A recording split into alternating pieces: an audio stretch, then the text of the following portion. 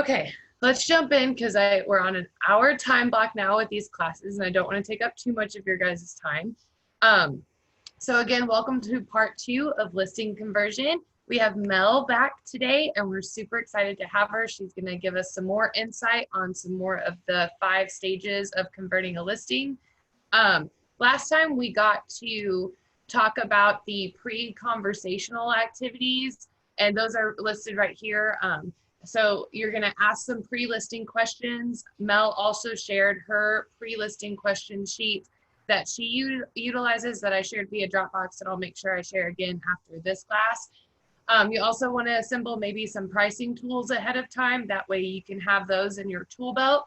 You want to confirm the appointment ahead of time. The rule that they teach you in the book is to kind of confirm the day before, if it's before 11 a.m. or any time but before the appointment, usually 2 or 3 hours before. We also kind of want to prepare or take a listing agreement with you, something to think about in case the deal goes really well. You can have something there that's already prepared for you to fill out.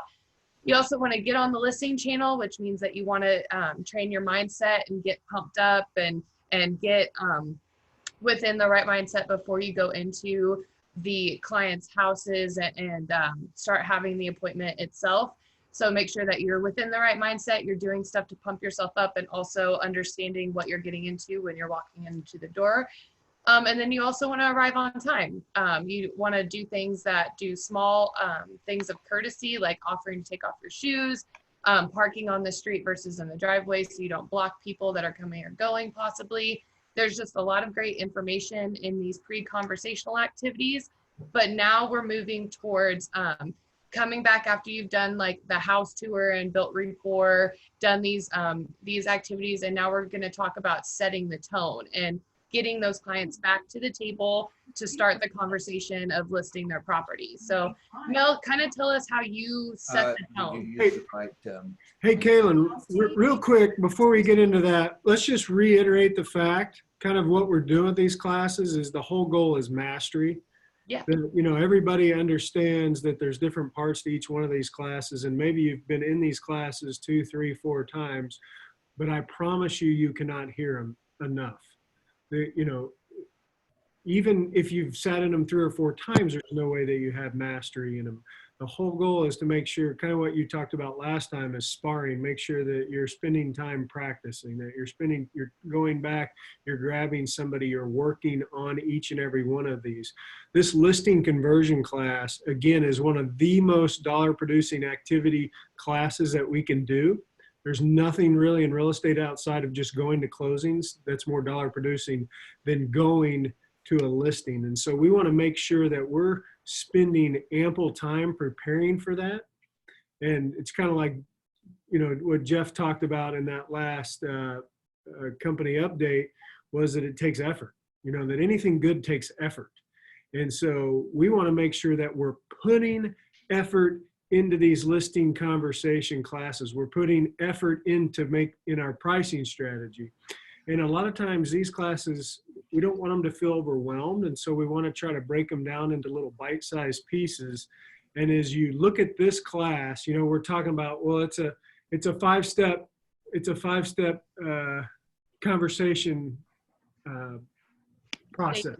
Yeah. You know, there's 5 steps to this process. Well, really, if you even want to break it down into easier bite size, think about it into 3 steps. There's really your things that you're doing before before you sit down at the kitchen table, which is what we went over last time, all the stuff. And those are really important, really functional, really just kind of nuts and bolts of things to do.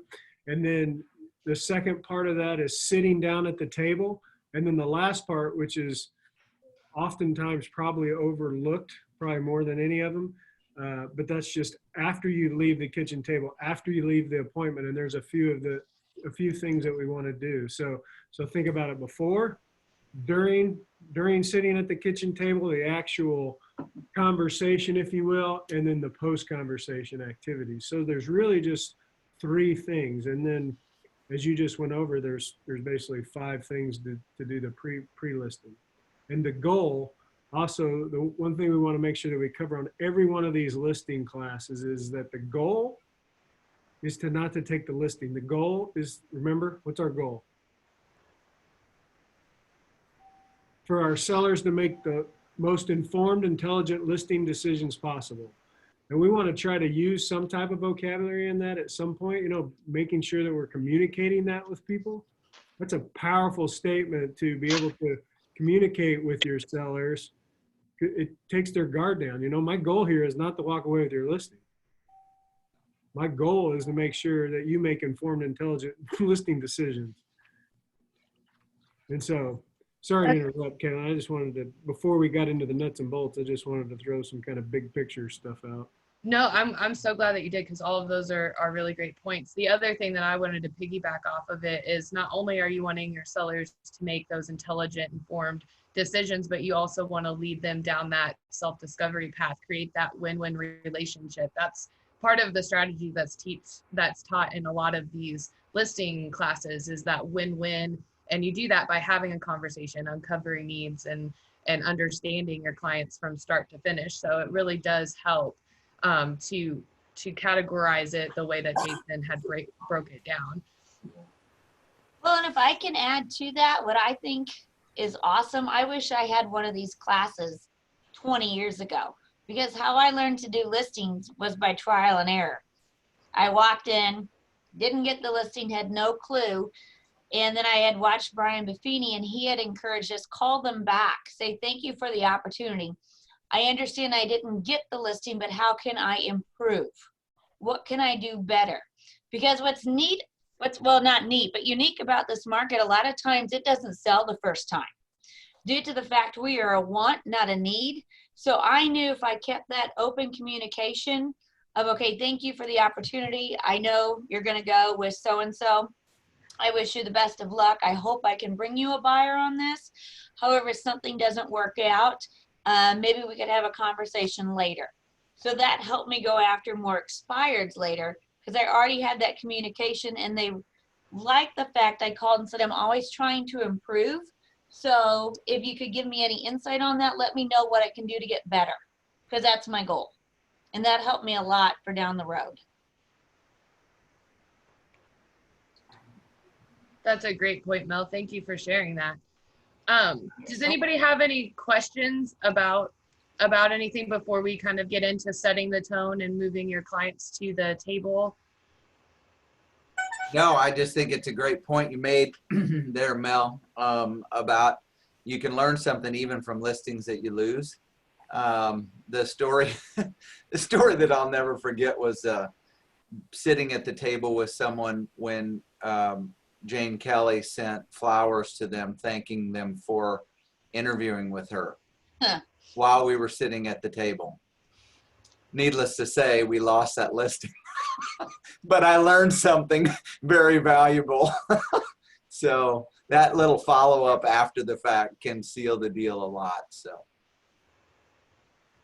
And if I get really nervous, if I'm going for a big listing, I will bring a gift. So if I have a breakfast appointment with them, I'll run down to, what's that place that has those amazing cinnamon rolls? On the Rise. So if it's a high-end listing, I go to a high-end place. You know, I'll bring them something nice from Panera. Just say, hey, I knew we were going to have, you know, probably a cup of coffee. Here's a few snacks or something for later. Because then they have to look at it. Because I remembered getting burnt by Jane's flowers. I was sitting there going, well, so much for that. It's over. They're going with that one. We were talking about, you know, we already met with them. We visited with them. When I'm in that house or that condo too, if they have anything, if they have a dog, you better pay attention to their dog, because you're bonding with them too. If they have a cat, I'm not a cat lover, you're bonding with that, but you're trying to get not just about their house, but you're getting to know them. And then when things get heated or hot, you can switch the subject to something they already love. Like, oh, how's the dog? Because you're about ready to go for a hard conversation. So mine is not just knowing the property, it's bonding with them. So then when you transition to the table, do you want to know what I kind of go through next? Yes. Okay. So when I'm at the table with them, I go over basically what Jason said, that I'm here to help you. So tell me how I can help you. I've been through your home. I've seen some awesome features, but what are your goals? You know, are they financial? Are they timing? You know, I want to know what's most important to you, because my goal is to help you the very best that I can. In the end, my goal is to sell your property for the most amount of money that I can and the least amount of stress. And I'm going to go through the tools and things that we do for all of our customers to make that as easy as possible on you. But I want to know what's most important to you. So after they share that with me, I'm going to figure out what their hot buttons are. And sometimes they're different for the wife and for the husband. Now, one thing we talked about was that we wanted both parties for decision makers to be here. In our market, we don't have that all the time. My last 3 appointments, I have met with the wife. Now, the wife was not making the decisions at all. The husband was the hammer. But I had to win over the wife and then get all my information to both of them via email. So your follow-up for your CMA and the verbiage you use when you go back to them, I think that's a make or break it. So I can actually type up some different verbiage things that I use that might help win that listing later, because sometimes I only get 1 shot to meet them. The rest is via email. Like my last 2, I've never met the husband. I may never meet the husband, but he wants to know every little thing that I'm up to the entire time. Any questions on that? Mel, what are some things that you say at the beginning when you talk about your process? Do you go through like step by step how it flows with them, or do you just kind of pick and choose depending on the commonalities that you found to build that relationship from the beginning?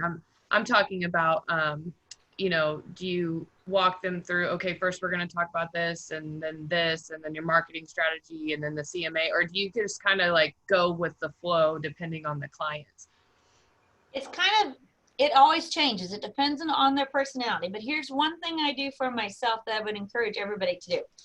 Every time I go to a listing, I'm going to create a file with their name on it, because I'll get, you know, multiple appointments and I'm going to keep track. So in this file folder that I am bringing, I know every single time I've got the same information. So we pre-make these in our office. So we use a blue folder for listings, red for buyers. So I know I'm not going to screw up and go, oh man, I forgot that stat, or I forgot this. I know what's in my book. So like for the team, we have our own book that we've put together. And I think Phoebe has shared this through the years. Jane has one. We always tweak it. Now, I don't always go line by line on this. It depends on the personality. I have really studied and encourage everybody to study personalities. You're not always right on the money, but I know pretty much now if I'm dealing with a D, I will not read this to you. I am not going line by line because I will annoy them. Mm-hmm. But if there's an S personality, we're going to probably flip over to testimonials and talk about that. And then I'm also going to bring up the charitable foundation. A D could care less. They don't care. So I will go over this in a way just, you know, to say, these are some of the things that I do, because I've learned if I don't hit a few of them, they'll call me back in 5 days and go, well, when are you going to follow up? Well, you're not looking at the emails about the amount of hits that you're getting. Do you remember talking about this? Well, they don't remember.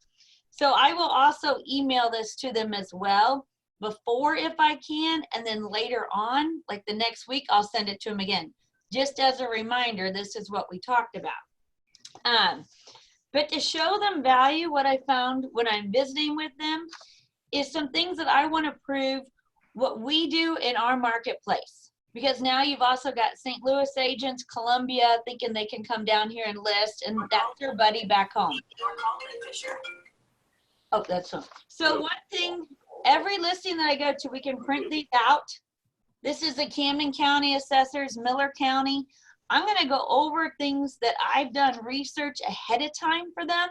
Like, let's go over your house. So when I do help you with pricing, do you feel your square footage, you know, is 4,500? And then I'm going to find out too from them, well, no, I don't think it is. I'm like, oh, do you have an appraisal? Do you have that? You know, did you ever take advantage of refinancing, or is the home paid for? So I'm trying to figure out what they've got, but they're like, a lot of times they've never seen this, so they find it interesting. I'm going to go over the plat and explain to them, when I'm determining your value, it also determines what type of lakefront do you have. Are you in the back of a cove? Do you have a wider dock envelope? So there's different things I'm trying to show them that we do. You know, I'm going to go over the dock electric is in our file, because there's so much more to it. I want to say it's not just putting your home in MLS anymore, guys. That used to be the old way. Not only do we do extensive marketing, but I've got to get you through all the hoops to get your home ready to sell. Because again, I'm trying to get you the most money that I can. So I go through everything that I know that's going to be need to put into that listing ahead of time. So I'm trying to overcome any objections, and I know most of the competition's not going over that. Even down to our wire fraud advisory, that's in our folder, because I want to say I'm here to protect you. So I want to make sure these are some of the things our office does. Not every office does this, but we're on top of it. And when I list your home, if you choose to go with me, so normally I say if you choose, and I'll also throw in, you know, and if I choose to work with you. Because I don't want them to think immediately I'm a slam dunk. Because if they're a pain, I don't want them, but I want them to know it's a team the entire time that we're going to work together. Am I over? There was a lot of things that you said, and they were awesome. A couple things that stood out to me. You talked several times about, you communicated with them that you want to get them the most money. But the other thing that you talked about was, it wasn't necessarily, I know we used to say in the shortest amount of time. Sometimes I feel like when they hear those words, they kind of assume we're trying to underprice it, or we're just trying. I love what you said. You said with the least amount of stress. I love that. I love that. You know, you're finding out their hot buttons, and you're really hammering home on how you're going to alleviate that, how you're going to make it an easy transition for them. So those two things really stood out to me. Could you speak a little bit on, I've heard you say before, it's really good, on what about that seller that wants to go to immediately to commission or immediately to price on the home? How do you handle that? If they go immediately to price, what I explain to them, if I give you a price today, I am doing the biggest disservice to you. Absolutely. I can probably maybe give you a range, but again, it's a disservice to you, because I've got to see what you all are including. You know, I have to get into your home and see what condition that you have. I need to know, are we including the dock? Is your dock envelope larger? I mean, is this the max I can get? Is a 10 by 24 max? Because that's going to affect your value. So if I walk in here today, and there's going to be other realtors today that are going to give you a price, I completely think that's a disservice to you. I need to go back. I am a complete professional, and I'm going to study this. And here's the other thing. I'm probably going to need 2 to 3 days to get back to you. So I need to make sure you understand that's how much work I put into it. The reason I do that, I used to say, I'll get back to you tomorrow. Well, life happens. Suddenly you're going to show property. I might have another listing appointment. I'm not staying up till midnight anymore to do this. So I tell them, it's going to take me about 2 to 3 days, kind of like your accountant takes a while to get back to you, to give you a diagnosis properly from your physician. It takes them a little bit of time. I take it serious, and when you see my CMA, you're going to know how far in depth that I get with you. Is that fair to you? Are you okay with that? So I will ask for their confirmation constantly. And then if they say, well, no, I need it tomorrow, I'll say, well, explain to me, what is your concern about needing to know? Are you then going to make your sole decision on what your asking price is going to be? Because if your price and my price doesn't match, then we may not be able to win. And remember, it's us against the market. What I'm going to do is give you a range, but I don't have a crystal ball to tell you, okay, you want 500,000. I don't know if we're going to get 500,000. You know, I'm going to give you a range. It's your price. You determine that price. I respect your decision, your property. I'm not signing your bills. I don't have to make you sell, but I'm not going to overpromise you and then under-deliver to you and you not like me down the road, because I look at this as a team. So pricing is absolutely key, but we have to keep in mind we're different than a metro market. We are a want, not a need. Someone may love your house, somebody may pay you that money, they may pay over it, but understand they don't need a second home. Just like you didn't need to buy a second home. This is memories we're creating, a lifestyle that we have, but it's not like a full-time home that they have to have in order to live their life. So we've got to get more creative. Mel, one thing that I love that really stuck out to me with some of the things that you were saying was how you were talking about, you know, understanding the property, understanding the doc envelope and the features and amenities and conditions of that home. And that was something for those of you who weren't in our pricing boot camp class, that was highly important for creating your CMAs and for figuring out information about that property. That's so important because our market is so unique. You know, a lot of the times clients don't understand what a doc envelope is. A lot of agents in that class didn't. We had to sit down and explain it. You know, the topography issues, things like that. Those are all key things that you guys can utilize to be able to gain that understanding, to win over a listing, just being able to explain those things and that uniqueness to our market. So I just wanted to point that out that Mel had talked about because it is important. Well, and with pricing too, you know, I'll say if we want to get the very max out of this property, there are some suggestions I would probably give you. One, we may need to look at having it staged. There's certain homework items I would suggest to you to get it prepared for market. You know, I can run out tomorrow and get a sign, put some pictures up, but that's an injustice to you as well. So there's some things we need to get ready, and you're open to doing some of those suggestions. I know from past success that's going to help us sell it faster and bring you more money. So I'm going to encourage you as well, again, if you choose to go with me, to do certain things. Now, I have learned not to give them all my things because all of a sudden they'll list with somebody else and every suggestion I gave them, suddenly they're doing. So I kind of hold those nuggets back. You know, once we determine a price, then we can go over more specifics with you for what I think is going to help maximize the value of your property. I'll just add something about you. One thing that I've seen, and I just sent some chats. I just think that people should throw out questions. But one thing I've seen you do that I know that I didn't do is you do utilize your other people. And I guess what I mean is you utilize your team, your extended team. So you utilize stagers a lot. You utilize title companies a lot. You utilize other things, and you know, we all can do that, and it will bring more value to us with respect to generating other opinions about pricing. I mean, I always maybe was a little bit nervous about doing that early on, and maybe I thought that was a sign of weakness, but you have never been nervous about doing that.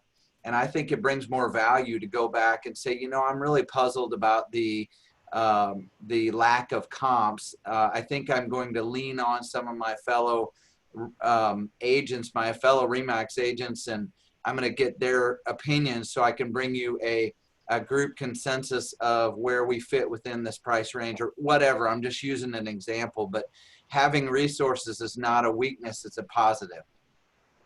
I think it's completely that, and we have some really unique properties. So when I go in and I know it's not a standard, I'll just say, oh, this one's going to be a challenge. You know, I'm going to have to take some time because it is so different. You know, again, we don't have apples to apples here at the lake. So I can't say, look, your neighbor down the street got 500. That house was completely different than your home. You know, condition, what was included, what you're including. You know, they had a concrete dock with a 60-foot slip. We can't even get those anymore. Different things create different values at the lake. So, you know, and vice versa. You guys got this amazing dock. I mean, it's a $100,000 dock. You don't typically see that with this style of home. So we may have to even get creative of that dock may be not in with our pricing, we have to look at it strategically on what's the best avenue then marketing wise too. Because you might get this, oh, a 2-bedroom house. It's not going to appeal to a lot of people, but that dock is amazing. So I break it down even what I think the dock would bring, hoist, all of it. It's just complex. That's why I say, guys, I need 2 to 3 days, maybe till next week. Jeff, you mentioned too, what I also have started to use to win them over during that conversation, 9 out of 10, they are completely frustrated with our vendors here at the lake. They have wanted to get their house power washed. They've got these little honey-do lists. Everybody they've called will not show up. One of the services that I bring to you is that I have got connections, and these people will come to work for me because the amount of business I give and my team and my company gives. So let me help you prepare your home for market. If you're okay with giving me a budget or an expense, I'll line it up for you. Again, as stress-free as we can, but let me help you and show you what value I can bring. Do you purposely bring that up as part of the conversation? Mm-hmm. Yep. Do you have anything in writing or just verbally bring that up? What I do too, I don't know where I saw this, and I thought I had an example of it. I created that I will leave with them. I got with my very best clients of all different price ranges, but I created a past client reference with their phone numbers. I've talked to every one of these clients. May I present this during an interview for them to call you about me? And every one of them, I've got 10 of them, and I can add more. They're like, absolutely, you have them call me anytime. So I'll just say, if you have any questions or concerns about my services, how I work, I would encourage you to call these past references, because I look at it as a job interview. I'm going to bring you a resume. So please reach out to my people and see what they say. I have had them call, and they'll call me like, hey, I think you're getting that over there. They called. I'm like, sweet. That's a really cool idea, Mel. I like that. And that doesn't take any time. And actually, it helped me bond better with those past clients because they were honored to be on the list. They're like, oh yeah, put me on your list. I'm like, okay, don't tell them everything I do, but yeah, do that. Mel, can I backtrack to when you were talking about like uncovering your seller's needs? Can you talk about maybe just some common needs that you've uncovered in our market? Uncommon needs. What am I going to do right now? It's the middle of winter. How am I going to handle it? I don't want to de-winterize my boat. What are we going to do for that? No problem. I got a workaround. This is very common. This happens. I always try to let them know the questions they've asked are not questions that nobody else has asked. So I bet during my conversation too, I will ask them, what concerns do you have? I'll go through one little section, I'll pause, and I'll make it almost awkward because they're thinking. I found years ago I went so fast that I threw up on them. So I'll go through little things and say, now what questions do you have about that? And just wait. And my hands are normally on the table open. And then sometimes they'll pause and they'll look at each other if there's husband and wife, and they'll be like, nothing. And then I'll still wait. Then they'll go, oh, wait, I got a question. I'm like, great. What are your questions? Because then I'm just trying to bond with them. Jason, you mentioned commission. If they hit me from the get-go, what I'll typically do, and this is why I now bring something in to drink. So I grab my drink, and I'll take a big, long sip and not answer it. And I just sit there and I look at them and I go, well, excellent question. Now it's a long pause because now they get all antsy about it. I'll be, that is something we're going to go over. But before I hit that, I do want to show you a few other things that I want to make sure that you understand. Because what I'm trying to do is build my value. Mm-hmm. So once they see stats on the company, they see how I'm going to help them with dock permits. We have to know about floodplains, dock electric, all of that. Then I'm going to go back to the fee and say, understand again, you're not going to pay me anything until we get to the closing table. So this is all on me. It is all my risk. But there is a fee to do business. There's a cost for this. And I want to be successful. And part of that is I want to be paid, just like you want to be paid. So, I mean, my fee right here, and I show the form that we have, the 6 versus 7, what I charge is 7%. I then split that with the other agent, 3.5, 3.5. My goal is to promote this property as best I can, and then I want to compensate that other agent just as much. In no way do I want to discount that, because we need those agents just as much as you and I have to be on the same page and be a team. Because it's us against the market, but we need the agents. And I really don't want to bust them up front and give them a pay cut before they even have the right to do their job. Nor do I want to take a pay cut. This is a fee that I've charged for over 25 years, so I have not gotten a pay raise and things are more expensive. But I need to make sure I can try to get back my marketing dollars. And remember, you don't owe me anything. This is all on me. It's my risk. That's just one I use. That's really great dialogue. So, you know what's actually good about this part in the market right now? I am getting less beat up on any of those questions. Because I'm like, you know what? This is the craziest thing we've got going on right now. I'm having to get so creative on how to get your home out there. You know what my commission charge, and I call it the broker fee, it's 7%. I have not had one person beat me up right now. I had one, a very high end I'm getting, he decided, he goes, I think we'll go to 5. And I go, I don't think that's in your best interest. I don't think we need to do that right now.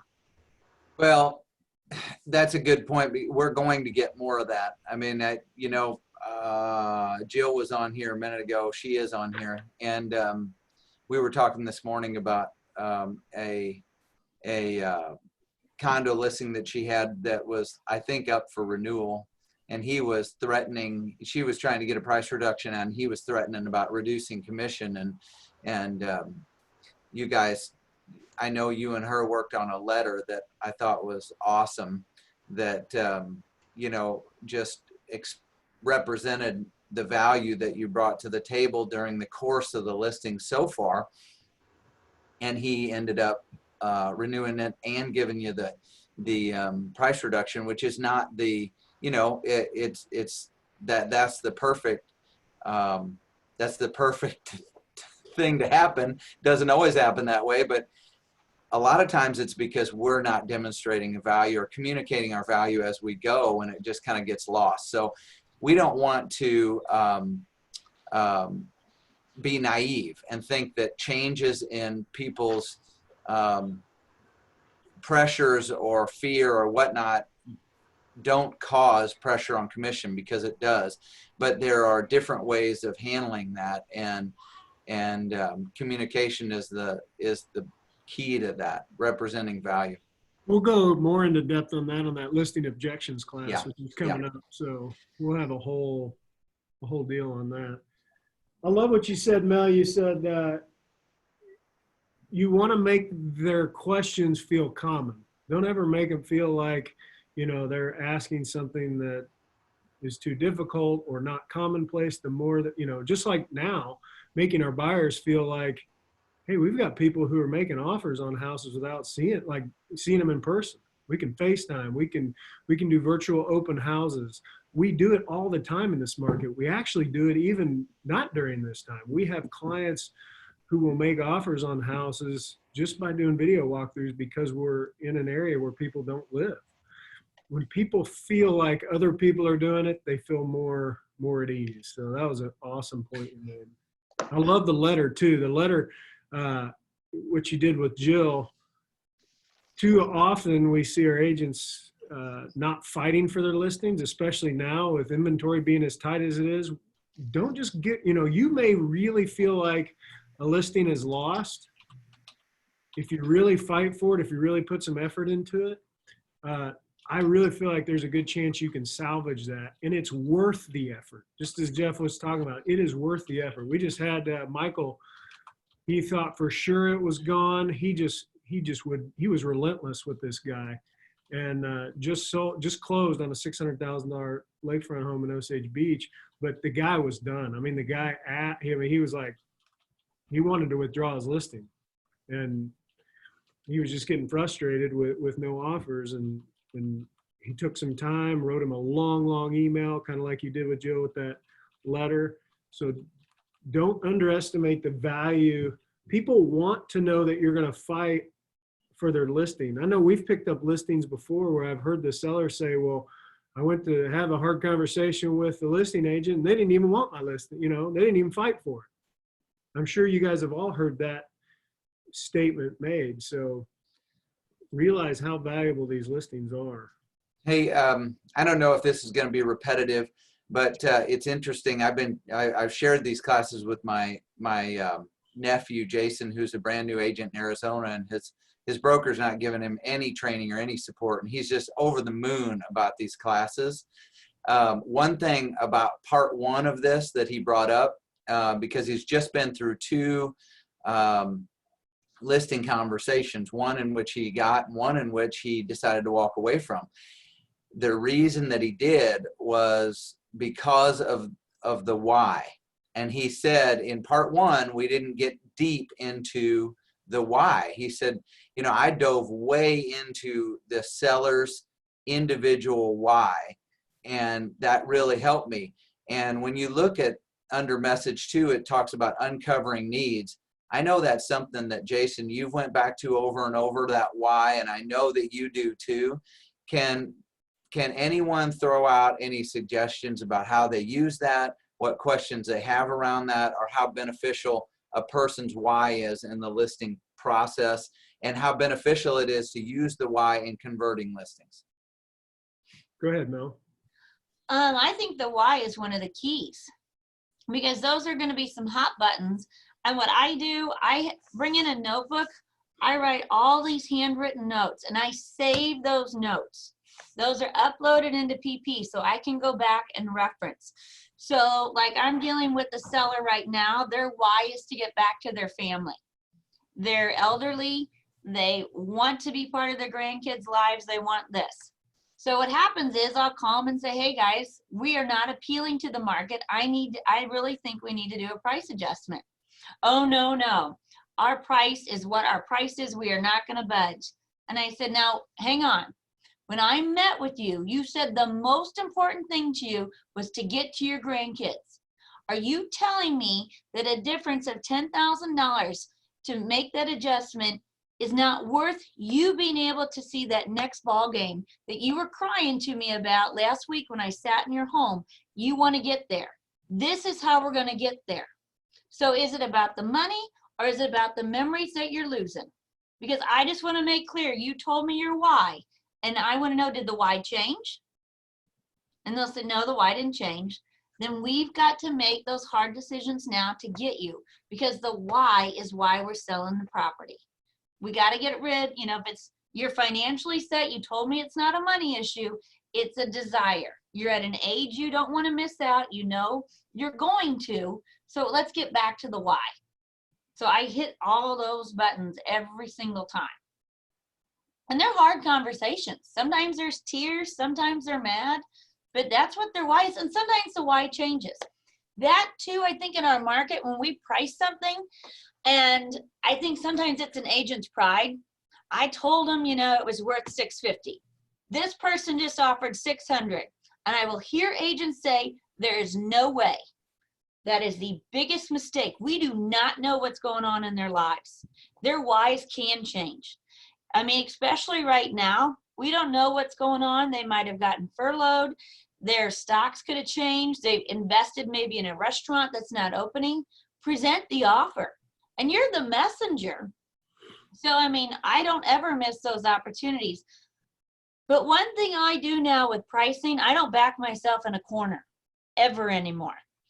When I start to tell them, when I come back to you, I'm going to give you a range. But understand, again, our market is a want, not a need. It's ever changing. If we're in a condo, if that neighbor over there drops his price 30 grand, well, that appraiser looks at that. That is one downfall about being in a condo complex. We may not get the price that I am suggesting that the market will bear today. It is ever changing. It might go up, it may go down. So understand, I don't have a crystal ball. I'm going to give you the best professional advice that I can, but understand, say we have, you know, right now it's 5 showings. I probably say if we have more than 7 showings, you know what? If it's not condition and it's not our location, it's probably our price.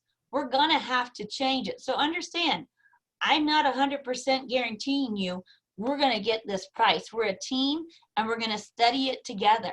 So even if you see on that sales report on Monday that somebody else lowered their price, they did that and I missed it, I want you to call me, because then that's probably when we need to make a move to change our position within the market. I used to tell them, absolutely, I'll get you this price. Well, that blew up in my face. So I won't do it anymore. I love how I heard you and Jeff all the time. You guys are always talking about it's a team. You use the word team a lot, that it's, Jeff, you talk about it's us versus the market. Setting that idea in their mind constantly with just little reminders of how you're speaking to them. It's us versus the market. It's not, you know, so many times people, they feel like it's us versus them. Mm-hmm. And that is not the case. We have the same goal here. I am working for you. I'm trying to get you the most money possible. It's not acceptable for me to leave any of your money on the table. Us versus the market, us versus the market. It's not, and the market is always changing. And that is so good. One other part with that I love that, but I also love telling, you know, making sure that the seller knows, look, you're in control. This is your property. You'll be the ultimate determining factor on what's asked, where we enter the market.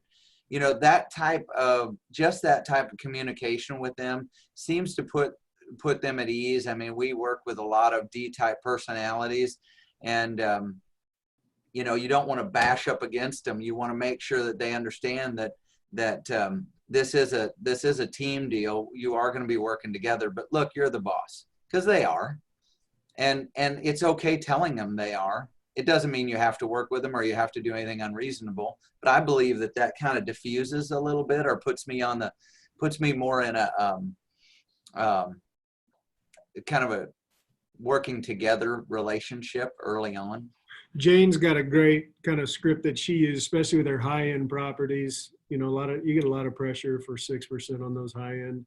And it kind of goes back to what you talked about earlier, Mel, that, you know, it's not in your best interest. We want everybody to be, you know, I'll do whatever you want, but if it was me, you know, if you can always go back to, if it's me, you know, if it was my home or whenever you can always humanize it in a way that you've had this experience, or you're empathetic, you understand, but here's what I've seen is we're much better off leaving it at 7, because we want everybody to be excited. We want that buyer to be excited, but we want that buyer's agent to be excited. We want to make sure that it's not at the bottom of the pile for that day, and they may not get to it. They may not get to your house because the agent is the one that's usually determining the order of the houses they get to see. And so I thought that was really good. Don't forget about holding costs too. Like you know, talk about the value, the time value of money, especially your high-end clients will really understand. Mm-hmm. They may not owe anything on that property, but their money is also not working for them. Mm-hmm. You know, especially now. Take that money and invest in the market when the market's down. Making sure that they understand holding costs, whether it's taxes, insurance, maybe they do have a mortgage on it. You know, even if we don't accept this, we're $5,000 apart. How quick does $5,000 make up? You know, we're gonna have to find somebody in the next week, you know, to not make up that $5,000. I mean, don't forget about that. So, and maybe I'm over, you guys tell me if this fits, but what about thoughts about how to actually close the listing? I mean, we're in sales, we have to get a signature eventually. The one thing that did help me was an unconditional guarantee. I don't know if those have gone away or if everybody uses those, but you know, when you're competing, the bottom line is you need to get a signature. And so I know you have to get through determining their why, deciding if it's something that you want to work with, prioritizing the needs, defining time frames. pricing, CMAs, all of that. But at the end of the meeting, you want to get a signature, or you don't, or you stand, to fall out of your competition, because somebody could be coming after you, or you could fall victim. We've inadvertently seen a lot of listings lost. So can we talk about methods on actual closing? Well, Mel, I was actually going to ask you kind of what, going along with Jeff's questions there, kind of what or how you uncover the expectations, like your role, their role, and coming together to essentially, like Jeff said, get the signature at the end of the day. So when I get the signature, so I kind of got 3 questions there. I do use that all the time, and just say, here's the other thing. We have an unconditional guarantee when you list with me. You have at any time any right to fire me. Now, I've never been fired, but you have every right to fire me. And then I normally get them to laugh. Now, I've been fired, but I'm not going to tell them I've been fired. I've tried to fire you many times. Yeah. It doesn't work. Actually, I will tell them when my husband tried to fire me and how well that worked out for him. And I do throw in humor with them now. What I found is I am better when I'm myself. If I can be natural and joke with them and tease them a little bit, it makes it so much better. I'm just like, I'm real. I am real just like you. Everybody's human. If I mess something up now, I'm like, well, that is not how I thought that was going to go. Hang on, let me back up. And I'll have fun with them. But I give them the guarantee. One thing I've started using too that's helped a lot, because we have more competition, but our stats, when you bring that RE/MAX stat of that we have 40% market share, what I explained to him, I said, here's what a lot of people don't understand anymore. The internet has changed the game. Anybody can put your house on MLS. Anybody can see it on Zillow. That's a no-brainer. But the real art of trying to just not list your price, but get it through the contract price, or through the contract process, the escrow process, and to closing, is where you are going to see me shine. Because there are agents out there that do not have the experience and do not know how to walk you through this. I try very hard, and my listings are known to have everything put together. That's why I'm going to stress to you, I want the very best condition. We're going to get on that doc envelope. We're going to make sure your permit is there, because there's so many outside forces today. Lending is a whole new game. If you haven't sold a house in 20 years, when you go to reapply for a loan, you're going to give them everything except your firstborn. I mean, it's a miserable process. So anything we can do front loaded for us is going to make this smoother. And odds are, because the amount of agents we have at Lake of the Ozarks, I'm going to try to sell your house. Odds are 40% market share. It's going to come from a RE/MAX agent, which I hope it does in a way, because they are the best of the best. They are the most professional.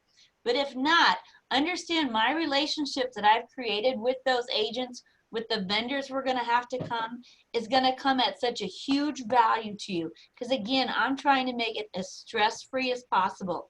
So I want you to know that's not in writing. The relationship part's not there. But that is probably one of the most important things that as agents, we don't convey properly to you as the client. And that's one of the other values I bring to you.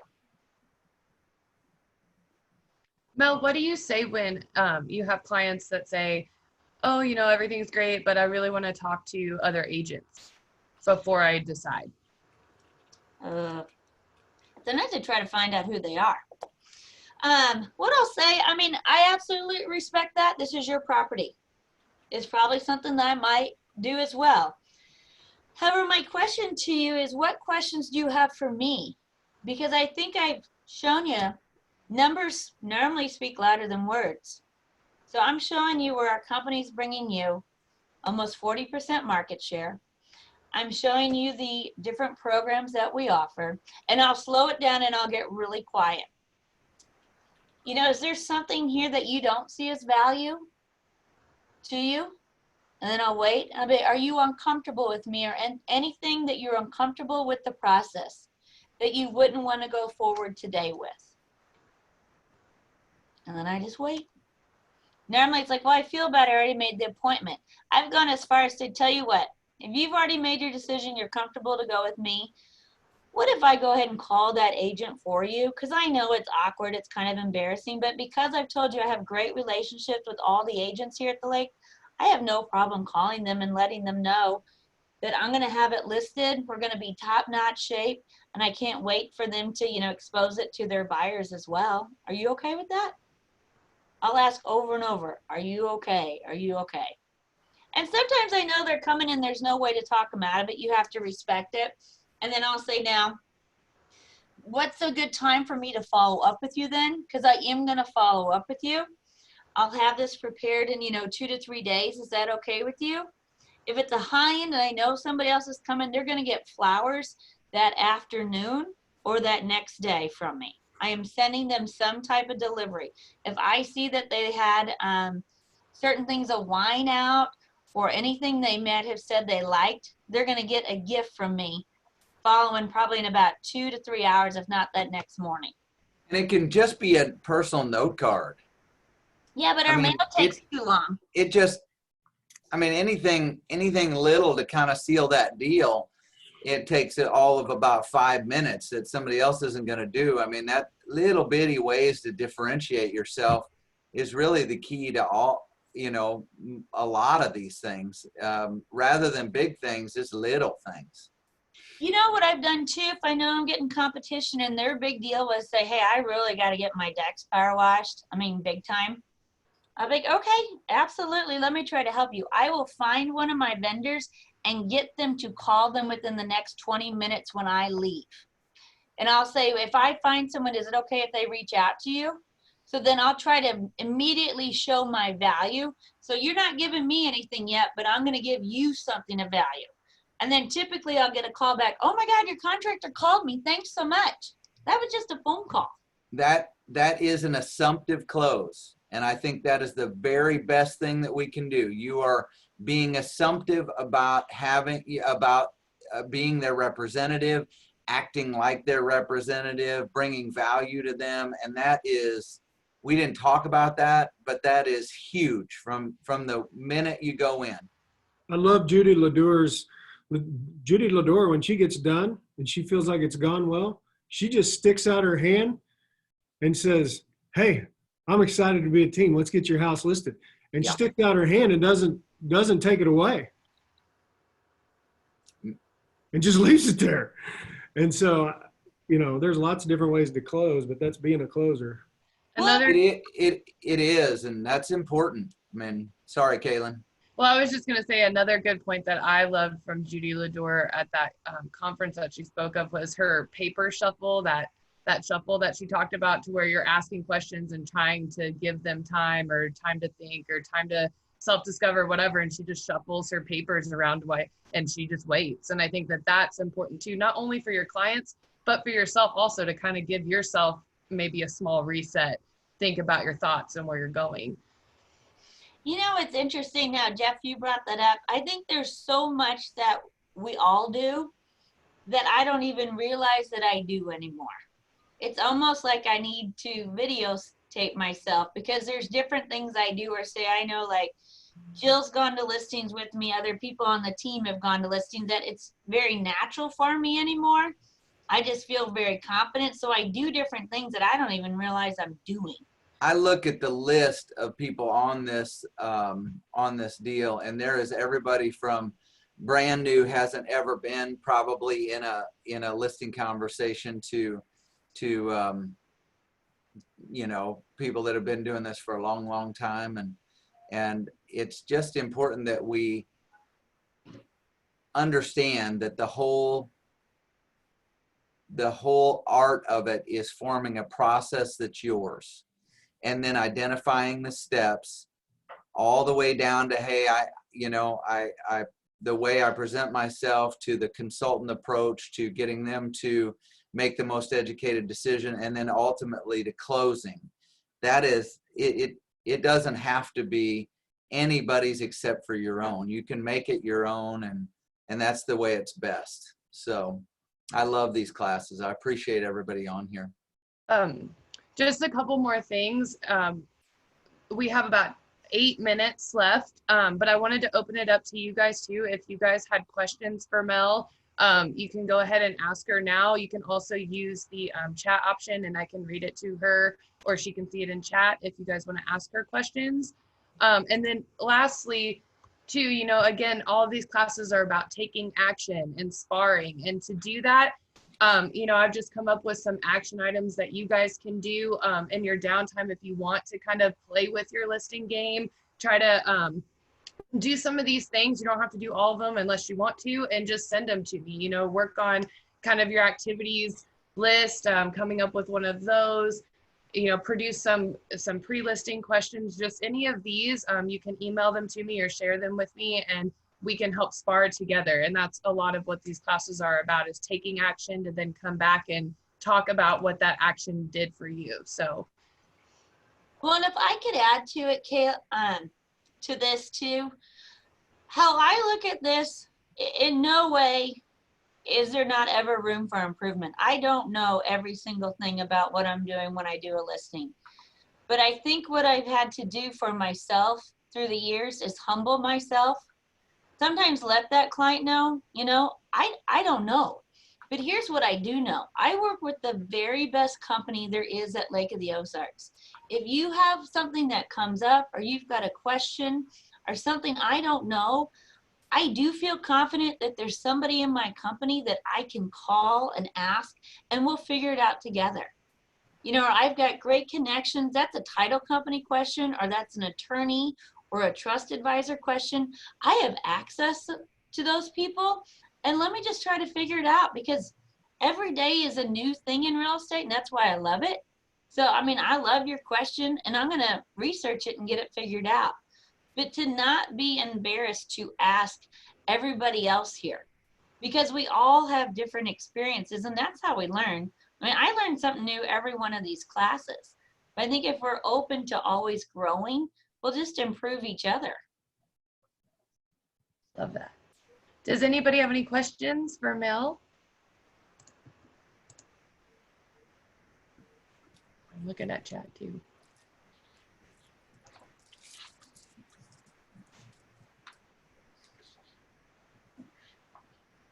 Don't be shy. No questions? Good class, everybody. Great class. Thank If you. you guys- We're recording these, right, Kaylin? Yep. You're Mhm. gonna send them back out? So Mhm. if anybody missed any part of it, they can watch the first part or whatever. Yeah, and if you guys think of any questions too, reach out to any of us. We'll be more than happy to get answers to your questions as well. Awesome. Hey, Thanks, thanks, Mel. guys. Hope I you got guys more have a great notes. day. Have a great day. You too. Bye, all. Bye. Bye.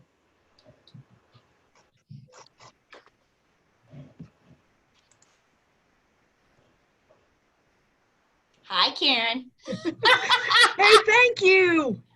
Again, look. More notes. More notes. You're right. You learn something every time. You do. Yeah. You do. You'll pick up something.